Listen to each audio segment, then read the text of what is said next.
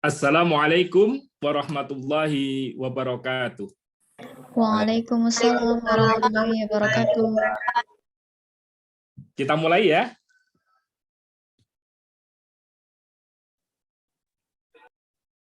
Alhamdulillahirabbil alamin, assalatu wassalamu ala sayyidil mursalin wa imamil muttaqin syafi'ina Muhammadin wa ala alihi wa ashabihi ajma'in, amma ba'd.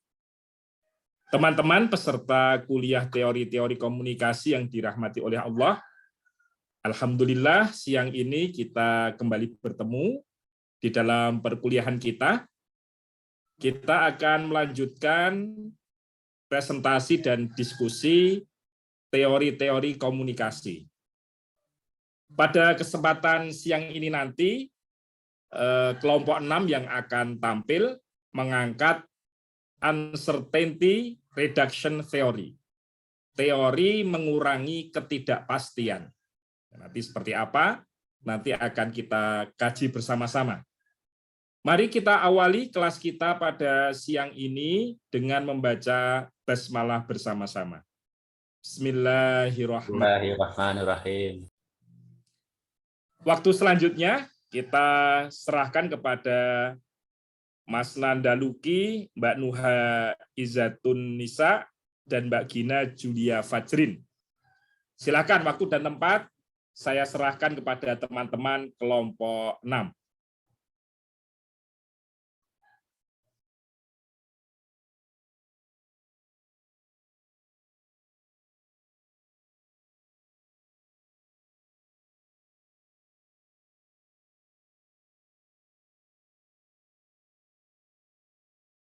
Oke, bismillahirrahmanirrahim. Assalamualaikum warahmatullahi wabarakatuh.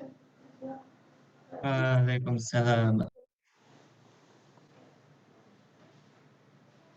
Sebelumnya PPT-nya udah kelihatan ya?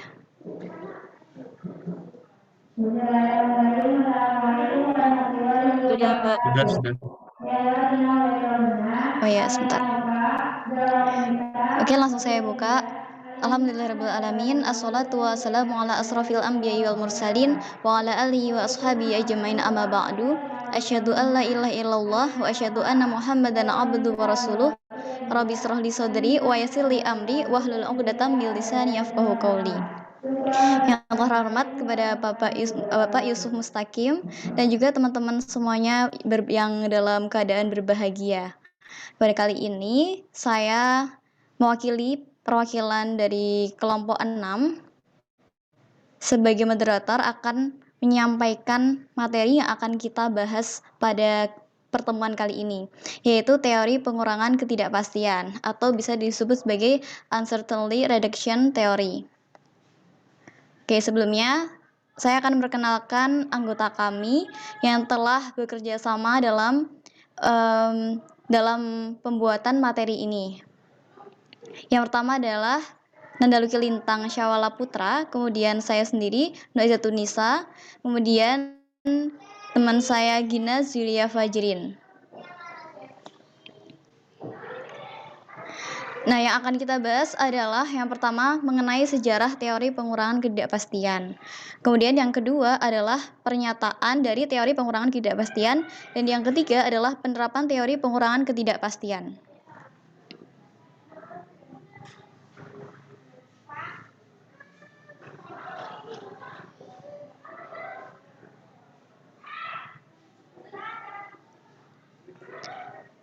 Nah, selanjutnya adalah mengenai sejarah teori pengurangan ketidakpastian. Nah, ini saya presentasikan. Teori ini pengurangan ketidakpastian dikemukakan pada tahun 1975 oleh Charles Berger dan Richard Calabrese yang berasal dari Northwestern University. Nah, tujuan mereka dalam menyusun teori ini adalah untuk menjelaskan bagaimana komunikasi digunakan dalam mengurangi ketidakpastian di antara orang asing yang terlibat dalam pembicaraan satu sama lain untuk pertama kali. Teori ini menyatakan jika orang pertama kali bertemu, mereka akan tertarik mengembangkan prediktabilitas dalam usaha memahami pengalaman komunikasi mereka.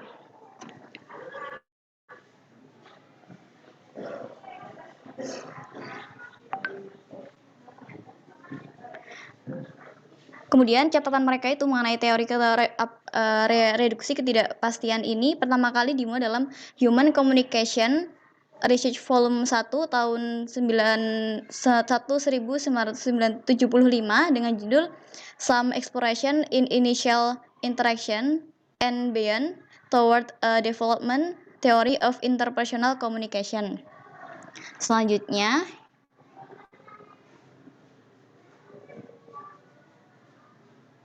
nah ini adalah tokoh yang pencetus teori pengurangan ketidakpastian. Yang pertama Charles R. Berger yang merupakan ketua Departemen Komunikasi di University of California, kemudian terlibat dengan Asosiasi Komunikasi Internasional sejak tahun 1970. Beliau juga sebagai pencetus berbagai topik dalam komunikasi interpersonal, termasuk pengurangan ketidakpastian, interaksi strategis, pencarian informasi, atribusi, atraksi interpersonal, kognisi sosial, dan ketakutan. Nah, yang kedua ini Richard J. Childress. Ini merupakan seorang pengajar di Bradley University of Illinois at Urban dan Bowling Green University. Nah, di tahun 1967 beliau juga menjadi profesor dalam komunikasi di Dominican University River Forest, Illinois. Nah, beliau juga sebagai direktur dari Master of Science dalam program manajemen organisasi di Dominican University.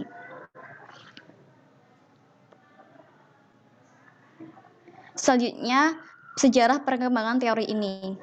Nah, yang pertama adalah teori ini menyatakan jika orang pertama kali bertemu, mereka akan tertarik untuk mengembangkan prediktabilitas dalam usaha memahami pengalaman komunikasi.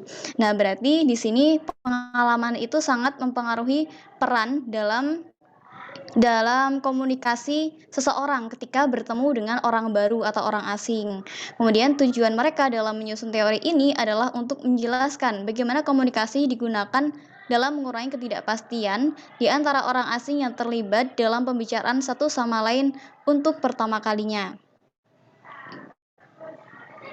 Kemudian yang ketiga yaitu teori ini mengalami pembaharuan versi sehingga lebih mudah diperjelas dengan menyatakan bahwa ada dua tipe ketidakpastian dari perjumpaan awal, yaitu kognitif dan perilaku. Nah, sehingga yang namanya teori ini tuh juga mengalami peningkatan atau versi yang lebih luas lagi karena semakin bertambahnya zaman, maka teori ini juga mengalami perkembangan. Kemudian teori karya beliau ini ditingkatkan dan mengalami perluasan oleh William Gadikins yang dapat disebut sebagai pengelolaan ketidakpastian dan kecemasan. Nah, sehingga muncullah teori baru dari William ini.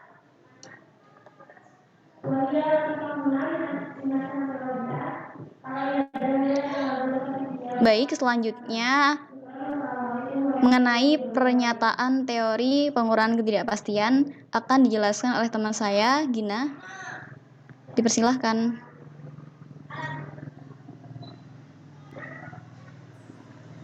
Baik, terima kasih Mbak Nuha atas kesempatannya.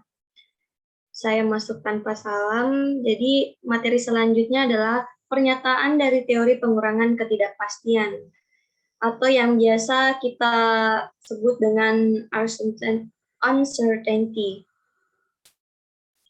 Slide selanjutnya tolong. Dari beberapa website yang kami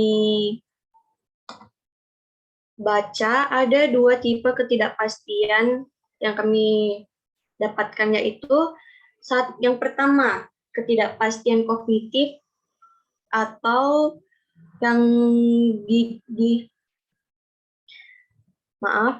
yang pertama ada ketidakpastian kognitif, tingkat ketidakpastian yang berhubungan dengan kepercayaan atau keyakinan dan sikap. Yang kedua, ada ketidakpastian perilaku, tingkat ketidakpastian yang berhubungan dengan tindakan atau perilaku yang dapat diprediksikan dalam situasi komunikasi. Slide selanjutnya.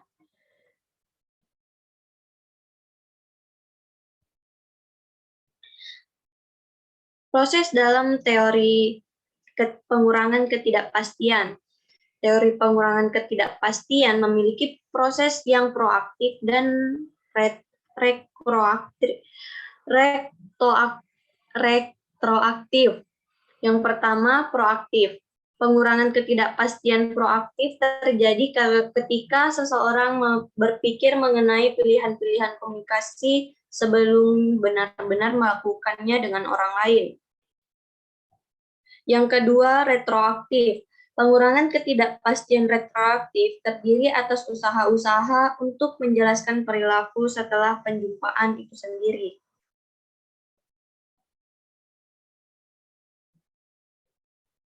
Dalam teori reduction ada yang disebut aksiom. Aksiom sendiri terbagi menjadi 9. Yang aksiom pertama, ketika jumlah komunikasi verbal antara dua orang asing meningkat, tingkat ketidakpastian untuk tiap partisipan akan menurun. Yang kedua, aksiom ketika komunikasi nonverbal meningkat, tingkat ketidakpastian pun menurun. Aksiom ketiga, tingkat ketidakpastian yang tinggi menyebabkan meningkatnya perilaku pencarian informasi. Aksiom yang keempat, tingkat ketidakpastian yang tinggi menyebabkan hubungan menjadi kurang harmonis. Aksiom yang kelima, ketidakpastian yang tinggi membuat kecenderungan menutup diri. Yang keenam, aksiom kesamaan akan mengurangi ketidakpastian. Yang ketujuh, tingkat ketidakpastian yang tinggi akan menyebabkan ketidaksukaan pada lawan bicara. Aksiom yang kedelapan, semakin banyaknya interaksi yang dilakukan, semakin sedikit ketidakpastian yang dialami. Yang terakhir, aksiom ke-9, adanya kepuasan dalam berkomunikasi terhadap usaha mengurangi ketidakpastian. Nah, selanjutnya akan kami tampilkan video mengenai contoh dari aksiom ini. Contoh aksiom dulu. Selanjutnya, yang video Nuha. Oke.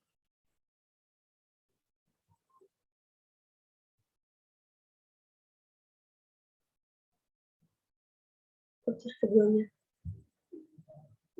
Yang ini benar. Iya.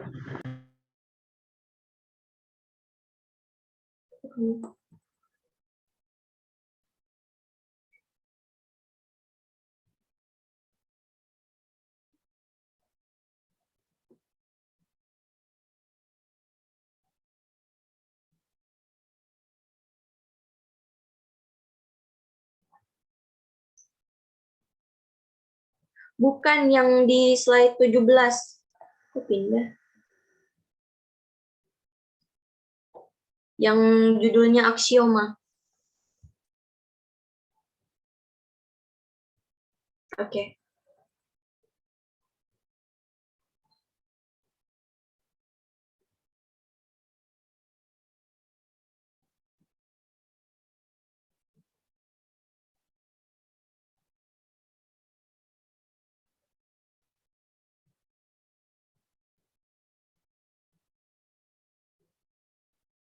Refresh ya.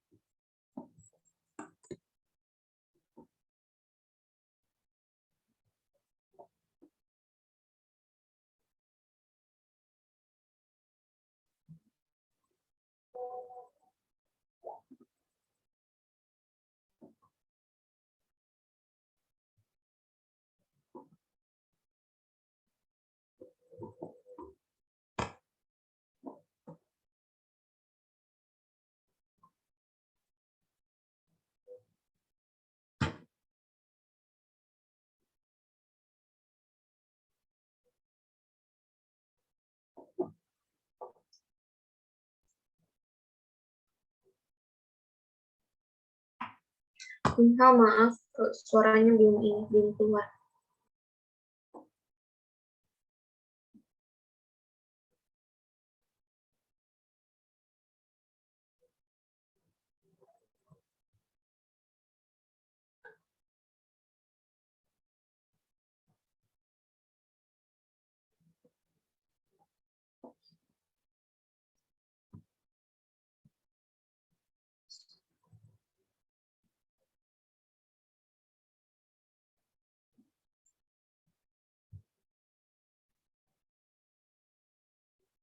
Maaf, suaranya nggak kedengeran ya? Enggak, Mbak.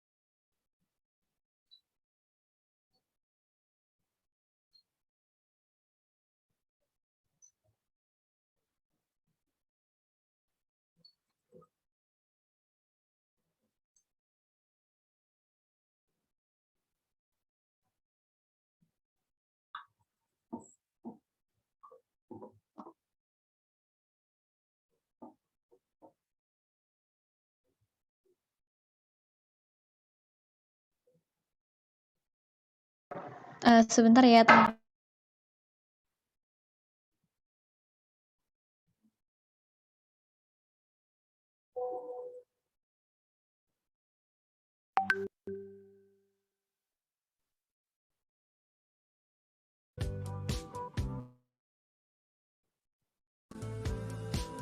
Sembilan, kepuasan komunikasi.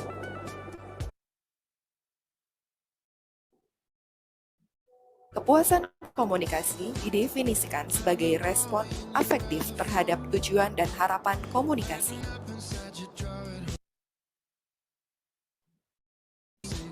Terdapat 9 aksioma dalam teori pengurangan ketidakpastian.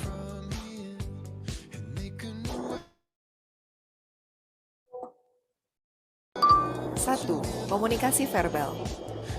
Semakin tinggi jumlah komunikasi verbal yang terjadi antara interaktan komunikasi, maka tingkat ketidakpastian bagi masing-masing interaktas komunikasi akan mengalami pengurangan. 2. Ekspresi afiliasi non-verbal, seperti kontak kepala, gestur tangan, jarak fisik antara interaktan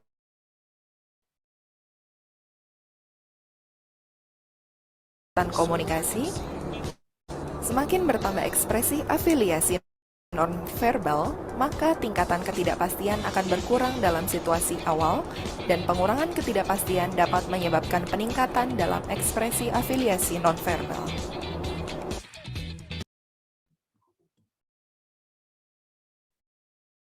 Ketidakpastian dapat menyebabkan meningkatnya pencarian informasi perilaku. 4. Tingkat kedekatan isi komunikasi. Semakin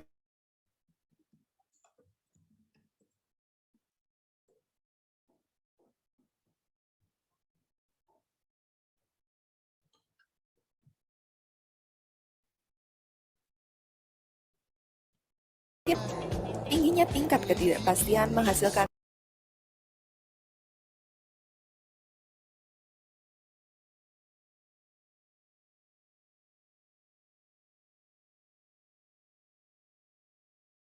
ketidakpastian adalah melalui pemberian dan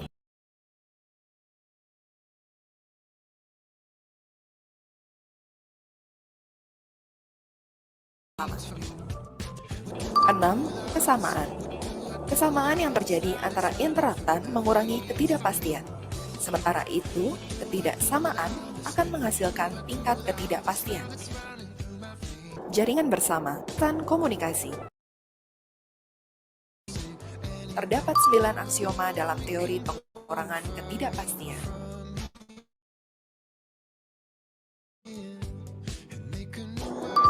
1. Komunikasi verbal. Semakin tinggi jumlah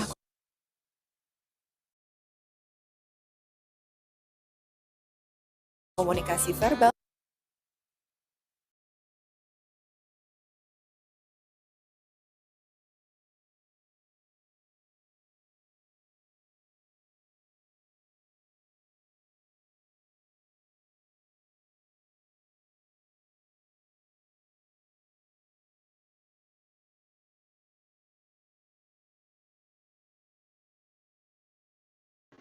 Ada yang mau dijelaskan lagi, Mbak Gina?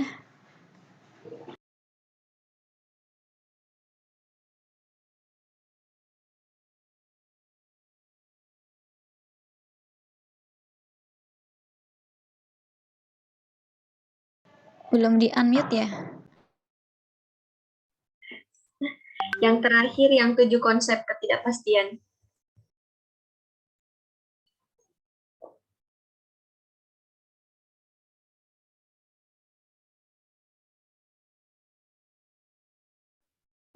Oke, yang terakhir dari saya ada 7 konsep ketidakpastian. Yang pertama output verbal, yang kedua kehangatan nonverbal seperti nada suara yang menyenangkan, yang ketiga penemuan informasi dapat dilakukan dengan bertanya. Yang keempat pembukaan diri dengan menyampaikan bagian dari informasi tentang diri sendiri kepada orang lain. Yang kelima resiprositas pembukaan diri. Yang keenam, kesamaan atau persamaan. Yang terakhir, kegemaran atau yang biasa kita sebut dengan hobi. Itu saja dari saya. Saya kembalikan ke moderator.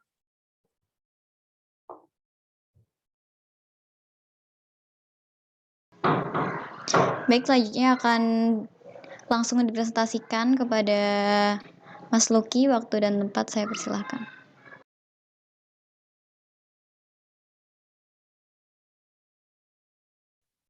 Ya, terima kasih buat Mbak Nuha ya. Mungkin slide-nya bisa di selanjutnya. Oh, ini.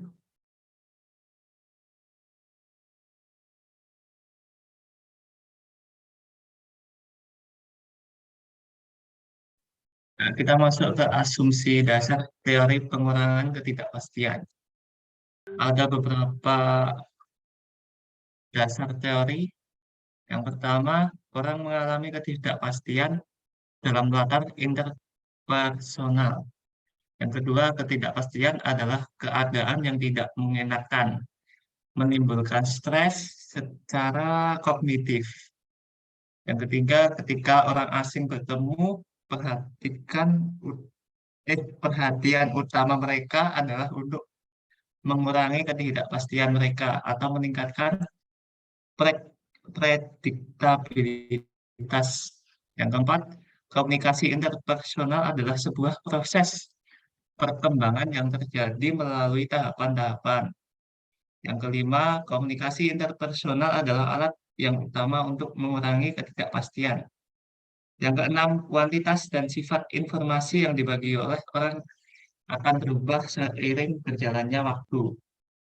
Yang terakhir, sangat mungkin untuk menduga perilaku orang dengan menggunakan cara seperti hukuman. Ya, next, Mbak.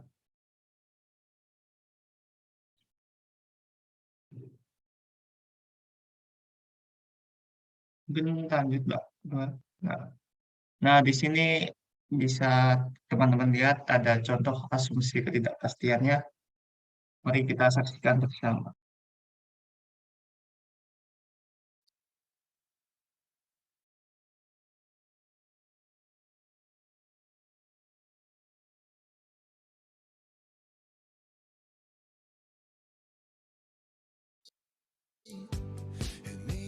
Satu, orang mengalami ketidakpastian dalam konteks interpersonal. Mbaknya mau ikut Zumba kelas juga kali ya?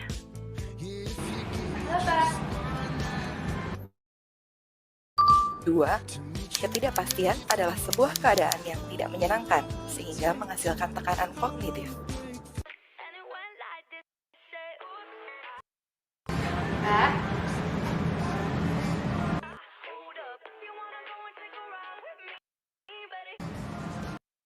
hai Mbak.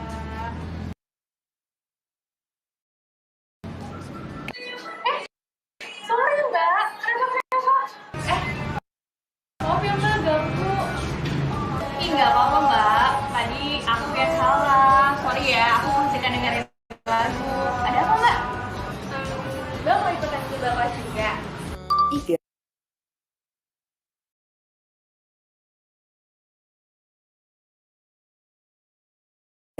ketika orang asing saling bertemu, maka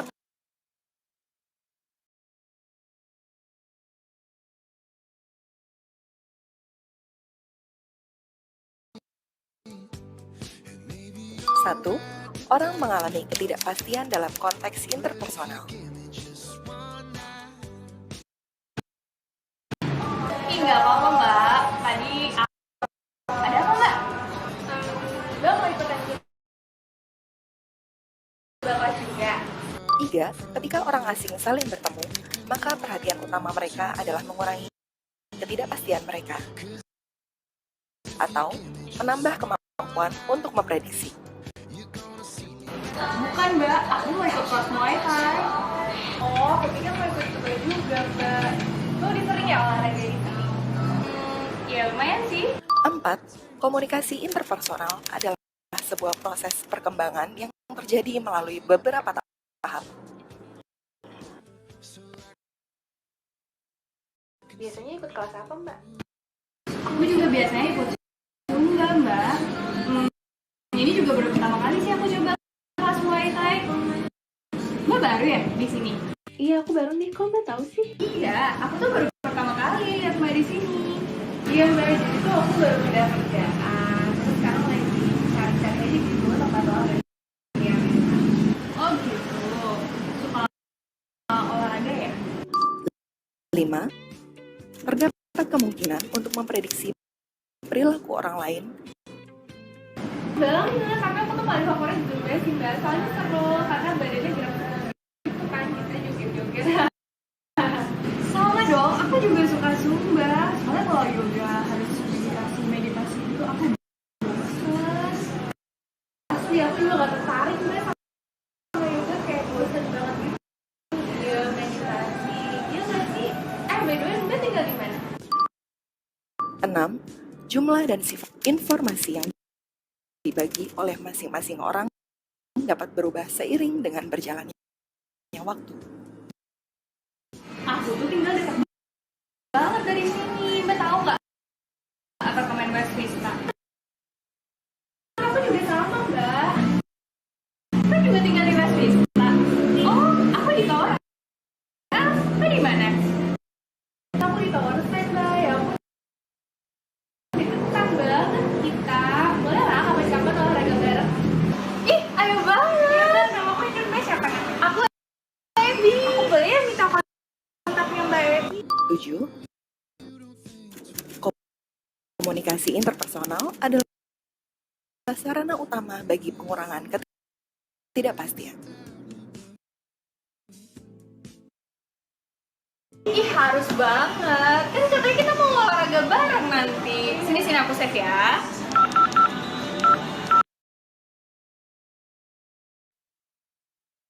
Ini nomor aku. Ih, oke. Aku save ya. Iya. Nanti aku cek, Mbak. Bener banget.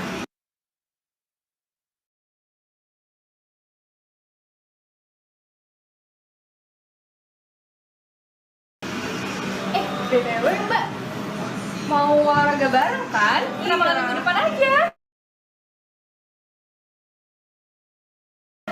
Boleh juga tuh. Hari apa? Hari Sabtu kali ya, soalnya kalau misalnya hari Minggu kan ya istirahat lah sebelum Senin kerja lagi. Bisa Sabtu aja, iya. Sabtu lagi ya hari Sabtu ya. Nanti aku chat ya. Iya, kita telepon aja.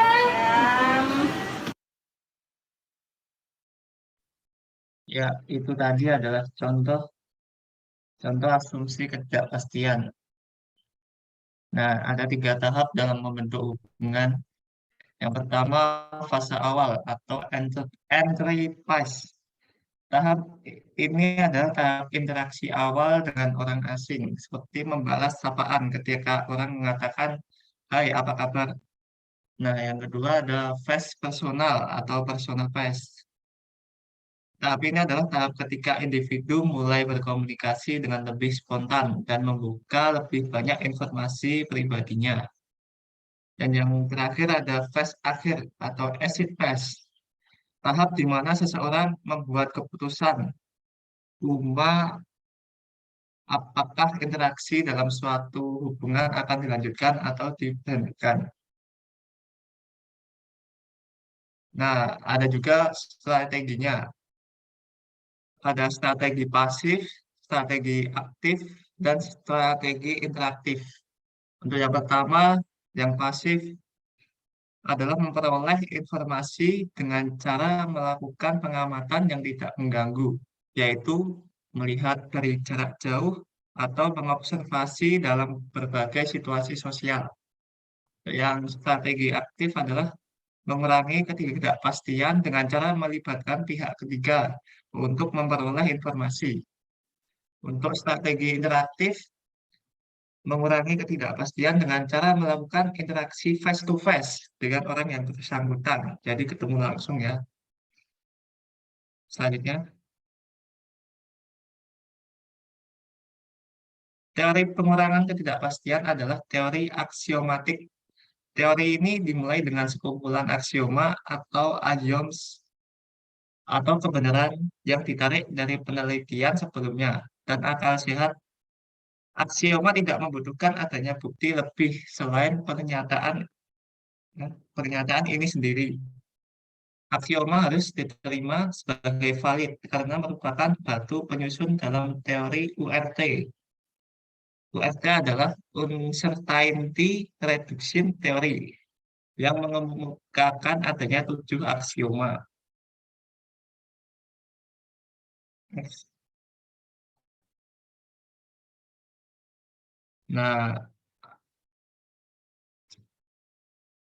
ya, penerapan teori pengurangan ketidakpastian dalam dakwah adalah di dalam dakwah, teori pengurangan ketidakpastian termasuk komunikasi interpersonal, yang dimana penerapannya dilakukan dengan berinteraksi terhadap sesama. Contohnya adalah dakwah jamaah tabligh, dakwah berbasis konseling atau persoalan rumah tangga. Dan dakwah adalah menyampaikan ajaran agama sehingga diperlukan strategi yang tepat agar bisa diterima oleh masyarakat. Ada banyak cara untuk berdakwah. Sebagai komunikator yang baik, tentu harus mampu menyesuaikan bagaimana keadaan sasaran dakwah, sehingga apa yang disampaikan oleh pendakwah bisa diikuti dengan baik. Mungkin cukup segitu saja, saya kembalikan ke Mbak Nuha. Monggo Mbak Nuha.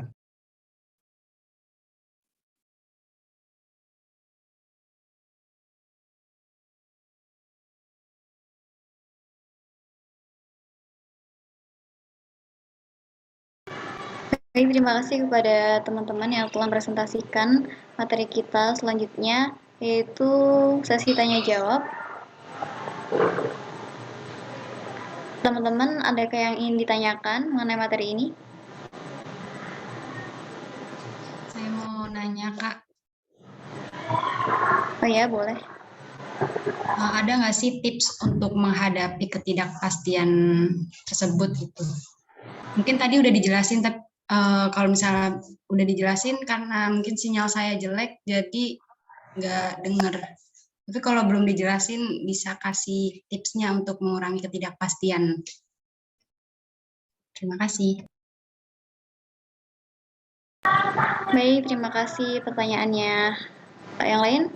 Ada yang ingin bertanya? Saya tabung dulu pertanyaannya.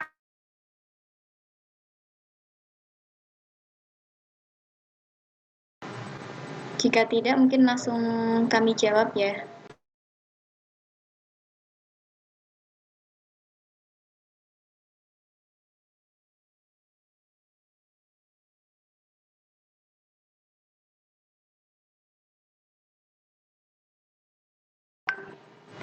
Baik, izin menjawab pertanyaan dari Mbak Azhar Hanifah mengenai tips mengatasi ketidakpastian ketika kita bertemu dengan orang asing di perjumpaan awal ya. Begitu bukan? Ya, iya Kak. Oh ya, oke. Bentar. Teori ketidakpastian ini tuh adalah bisa dikatakan sebagai suatu kondisi yang tidak mengenakan ya bagi kita semuanya, dan tentu kayak mengkhawatirkan lah nanti ketika bertemu dengan si A, aduh ntar takutnya nggak cocok, atau si B takutnya nggak sesuai yang diharapkan. Nah, kalau ya sesuai pemahaman saya dalam mengatasi sikap seperti ini adalah kita bisa tadi kan teori pengurangan ketidakpastian. Nah, ini tuh menjadikan solusi bagaimana ketidakpastian itu tuh menjadi lebih berkurang. Nah, caranya adalah kita menyesuaikan diri ketika bertemu dengan orang lain. Misalnya kayak mbaknya tadi tuh. Mbaknya tadi kan mencoba menyapa, walaupun pada awalnya nggak kedengeran, kan semakin tinggi tuh ketidakpastiannya. Nah, akhirnya ternyata mbaknya itu sedang memakai headset, akhirnya menggunakan dari verbal jadi non verbal gitu loh, menggunakan sikap kita, menunjukkan sikap kita kalau misalnya kita itu sedang ingin berinteraksi, sehingga ketika berinteraksi ada hubungan selanjutnya yang bisa menjadi pendukung agar nantinya ketidakpastian ini berkurang. Sehingga mungkin juga cara hal lain itu misalnya menyesuaikan dari bahasa orang lain, atau menyesuaikan cara dia menyikap atau menjawab respon kita. Dan mungkin bisa juga kalau dalam Islam kan tabayun ya, meski ketika kadang ketemu orang tuh gak sesuai, nah langsung kita bisa tanyakan, dan cara menanyakannya tuh enggak secara langsung, tetapi berawal dari menyapa dulu, tanya alamatnya di mana, atau hal-hal yang berkenaan perkenalan gitu. Mungkin ada yang bisa ditambahkan Mbak Gina dan Mas Luki?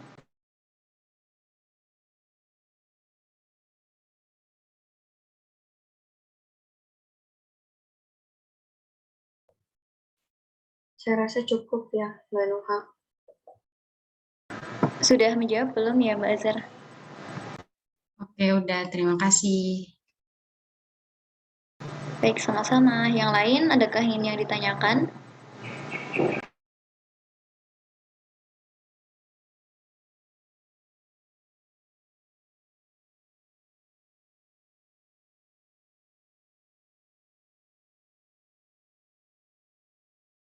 Atau ada yang ingin menanggapi? Baik, Mas Fikri, dipersilahkan. Kalau untuk konsep teori ketidakpastian sendiri itu berlaku bagi misal dari fisik kita tuh ya pas-pasan, terus baik cewek maupun cowok itu berlaku apa enggak sih? Itu aja sih. Maksudnya itu bagaimana? Atau mungkin takutnya orang nggak bisa nerima fisik kita, atau gimana ya? Iya. Oke, mungkin orang-orang kayak menganggap itu mah good looking gitu ya. Iya kayak gitu. Kalau dalam persepsi kebanyakan ya, memang sih orang itu pertama kalinya akan memandang kita dari fisik. Namun, kita akan mengalami fase interaksi ya.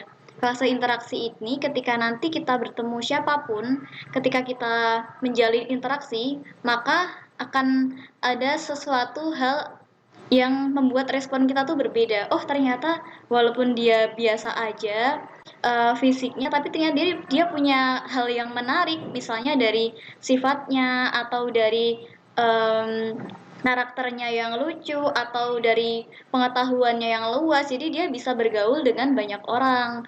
Nah, mungkin sebenarnya ini juga nggak bisa jadikan acuan. Fisik itu ya kan sesuatu hal yang nggak bisa kita kontrol gitu loh.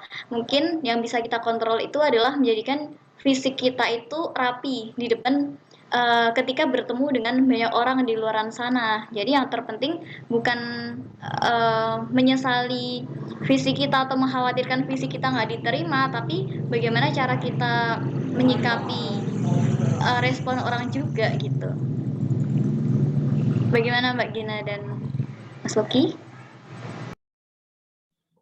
Iya, saya setuju dengan pendapatnya Mbak Nuha, namun sedikit tambahan dari saya mengenai fisik ya. Saat berkenalan dengan orang baru yang baru kita jumpai dengan keadaan fisik kita yang kita miliki sekarang, itu bukan satu hal yang seharusnya kita merasa kurang begitu. Karena fisik merupakan pemberian dari Tuhan dan itu nggak bisa kita ganggu gugat gitu.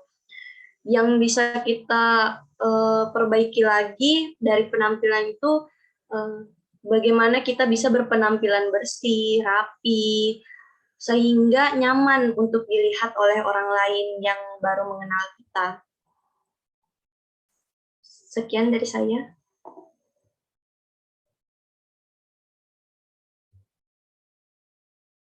Bagaimana Mas Fikri? Iya, sudah terjawab kok. Terima kasih ya.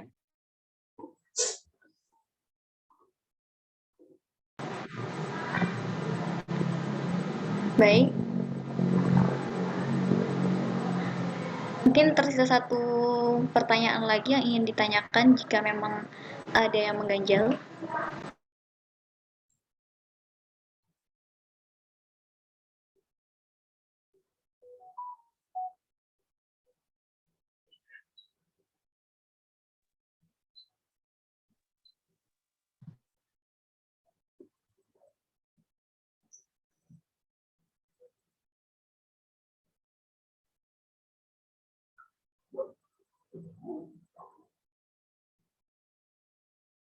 Izin menanggapi Mbak Nuha. Jadi teori ketidakpastian ini maksudnya tergantung dari lawan bicara kita ya. Jadi kalau misalnya lawan bicara kita ngerespon dengan sesuai apa yang kita asumsikan, berarti teori ketidakpastian ini peluangnya akan kecil. Begitu juga kalau misalnya lawan bicara kita ini, misalnya kita kan masih awal ketemu, tapi lawan bicara kita ini tidak merespon dengan baik, maka teori ketidakpastian ini juga akan asumsinya akan menjadi besar kayak gitu ya? Atau gimana?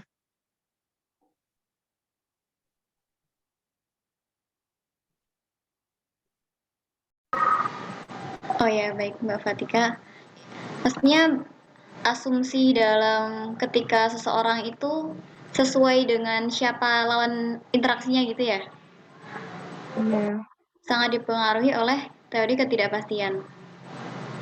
Oh iya, emang kalau misalnya dalam teori ini itu memang setiap orang itu kan memiliki respon yang berbeda-beda dan memiliki cara pandang yang berbeda-beda, terutama budaya orang itu juga memiliki ciri khas masing-masing. Jadi ketika pada pertemuan pertama pun belum tentu orang itu akan langsung merespon dengan baik.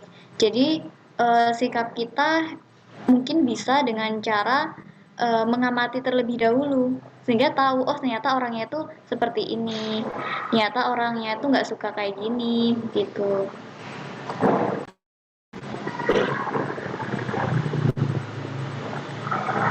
Bagaimana Mbak Fatika? Jadi membutuhkan waktu ya Mbak, ya, Kak? Yang itu teori. Iya. Membutuhkan waktu untuk kayak pertemuan keberapa kalinya lagi. Iya, karena itu akan mengurangi ketidakpastian. Baik, terima kasih. Ya, sama-sama.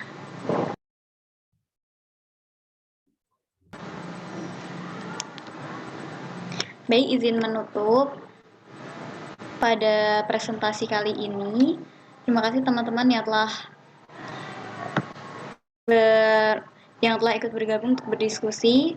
Semoga yang kami sampaikan dapat memberi manfaat.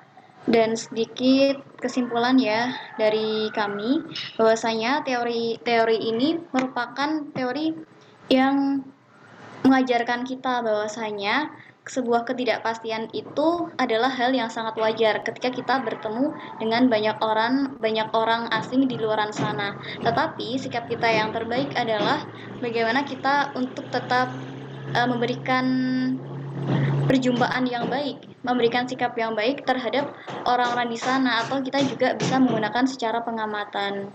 Baik, sekian dari kami. Mohon maaf bila ada salah kata atau salah cara kita mempresentasikan. Terima kasih. Wassalamualaikum warahmatullahi wabarakatuh. Waalaikumsalam. warahmatullahi wabarakatuh.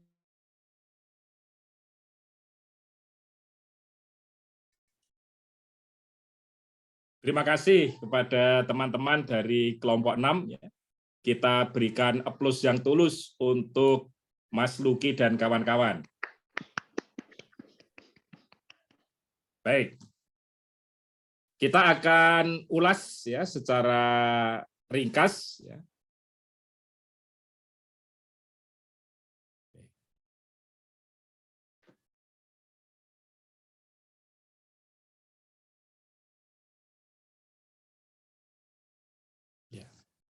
Baik, teman-teman, kita akan ulas secara ringkas tentang teori ini ya. Jadi teori ini itu ada nama yang lain ya. Yaitu initial interaction. Interaction.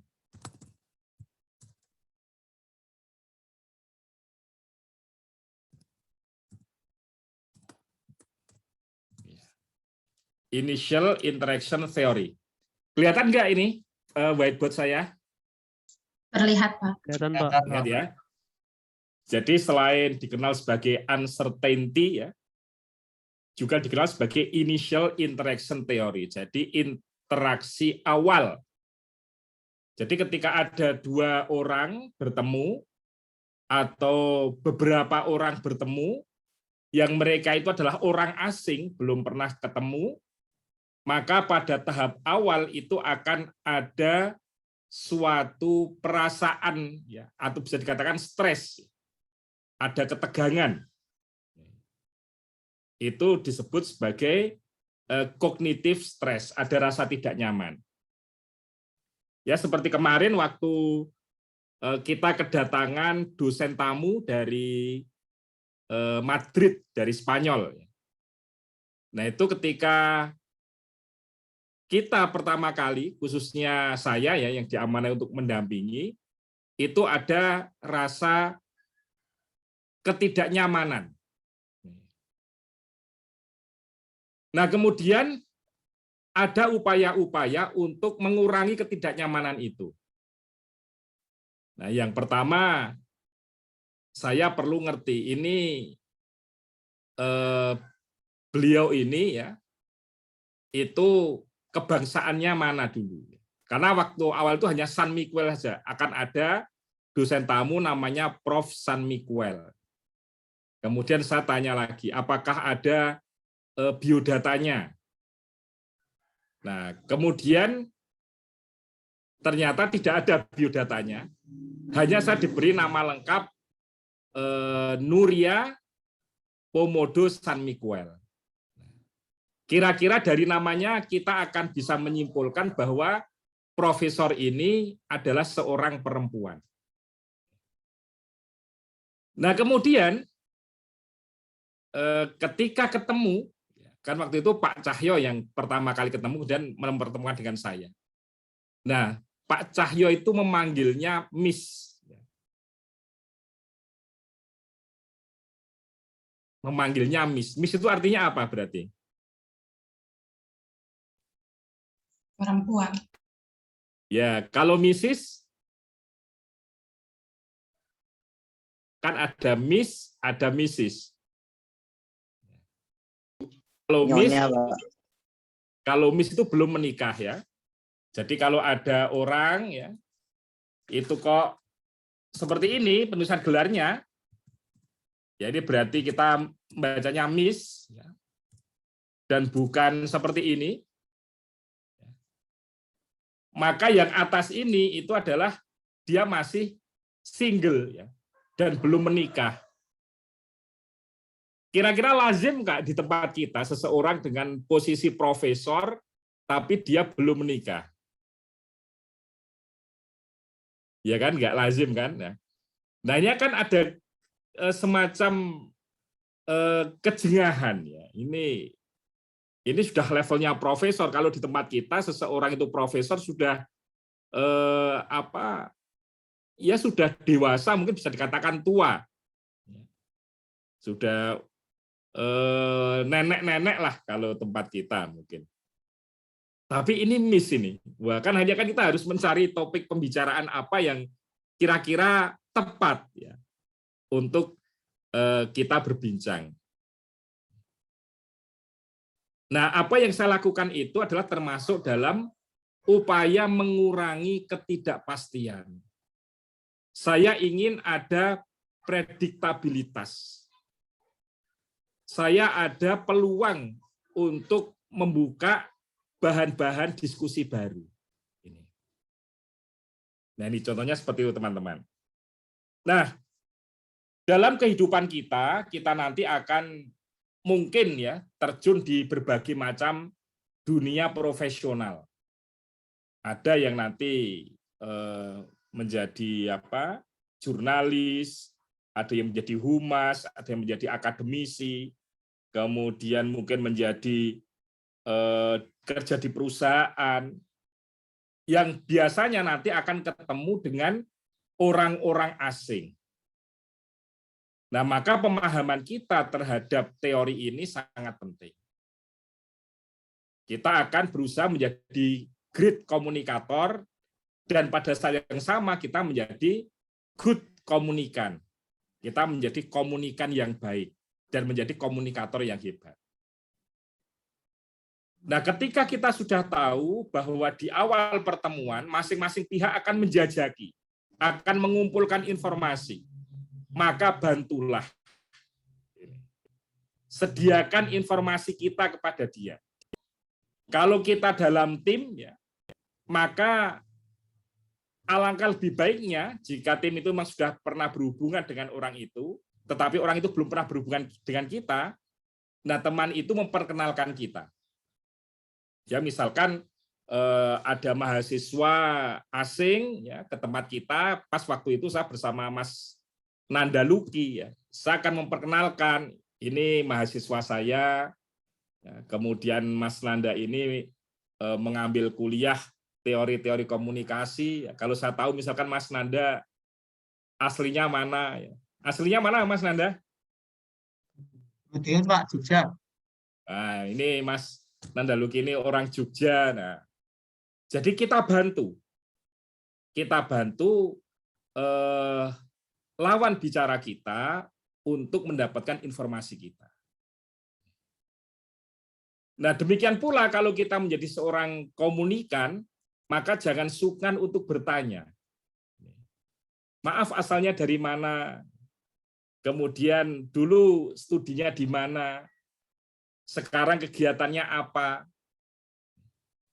Nah, kalau kita menyediakan informasi untuk lawan bicara kita, dan pada saat yang sama kita tidak berkeberatan untuk kemudian memilih posisi bertanya, mengumpulkan informasi, maka interaksi interpersonal akan, kalau kita mengatakan, akan produktif. Karena interaksi ini itu ada tujuannya. Seperti kita menjadi humas misalkan, kita humas, kemudian ingin memperkenalkan perusahaan kita, memperkenalkan layanan kita, maka dia akan memandang bahwa perusahaan kita itu perusahaan yang bonafit. Nah, baik. Selanjutnya terkait dengan stress behavioral. Jadi selain kognitif itu juga behavior.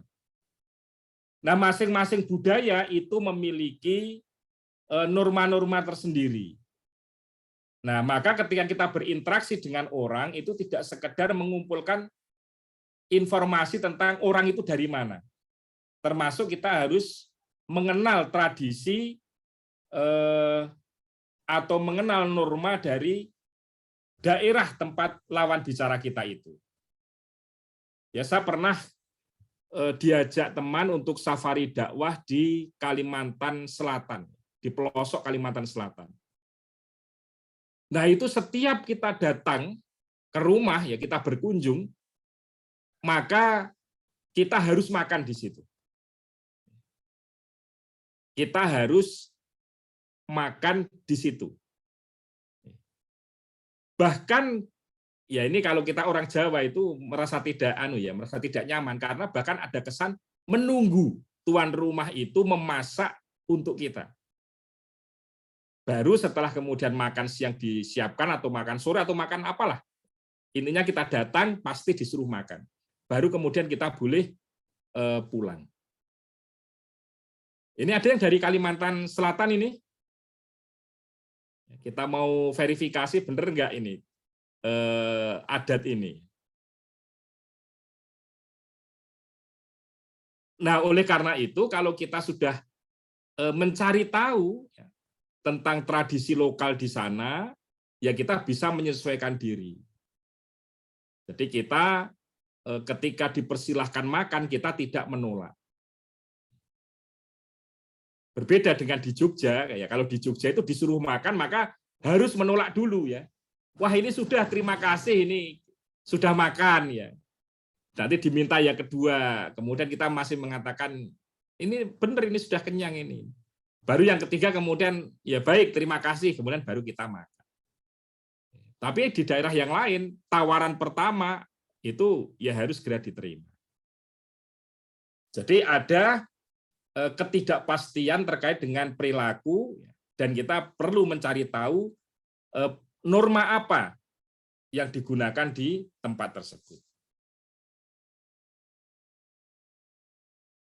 Ya, baik teman-teman, saya kira itu beberapa catatan ya terkait dengan diskusi kita pada siang ini, yaitu uncertainty, bukan uncertainly ya, tapi uncertainty reduction theory.